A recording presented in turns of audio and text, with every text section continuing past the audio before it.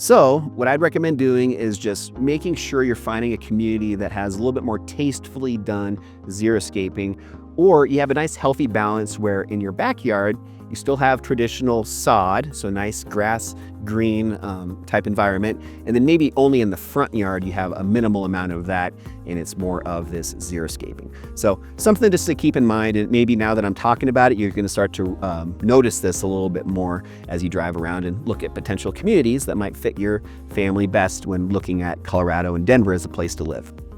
All right, so I can't finish this last point without sharing another local tip.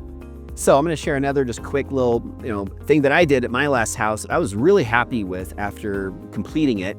My dad was a big part of this. He helped me a lot on this project, but I had a house in Sloan Lake, and it had, it wasn't a grassy backyard. Basically, the homeowner before me had put in this kind of garden that just did not fit what I was looking for. So as we kind of revamped that, we're getting ready to create our own backyard. I was looking at just doing a traditional grassy, typical sod installation of grass in my backyard. But what we decided to do instead was actually install artificial grass or turf. And you're seeing this a ton now in a lot of different homes that I take my clients to check out when we're looking at homes. And I think this is something that has really improved over the last 5 years in the quality of how well it looks, the installation, getting it professionally done. And it becomes something that, honestly, sometimes you don't even realize it's artificial grass.